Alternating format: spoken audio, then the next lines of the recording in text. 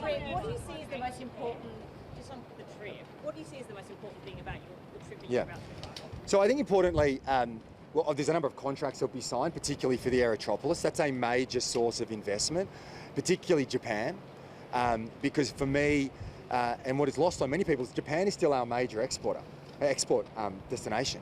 And the relationship with Japan over the last number of years with our country, that relationship has only become stronger, not just economically, but I believe our friendship has become stronger. So to me, ensuring that our trade networks and commissions are set up well, I want to make sure that those areas like where there are clear connections, particularly in Japan and Korea, on hydrogen.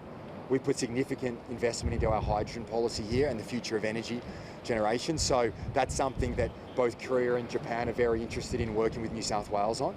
So there's key areas, key opportunities there, but also making sure, for them it'll be driving opportunities for investment into our state. But for me as well, it's looking at ways in which I can help our own people here access those markets. India is a market in is an emerging economy and one which has so much potential for our country, and particularly for New South Wales.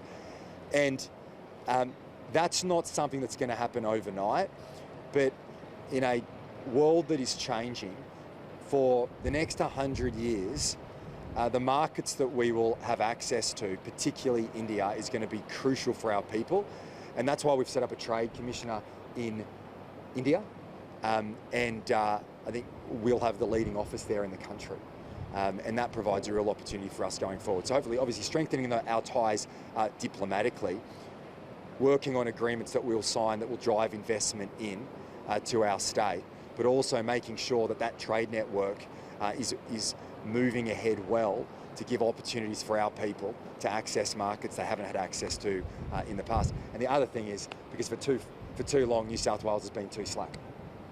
We rely on the world thinking of Australia and thinking of Sydney, and other states have had to punch above their weight, whereas we've rested on our laurels for too long. And I think we're really developing now a much greater overseas presence. So that'll be the key focus of the trip.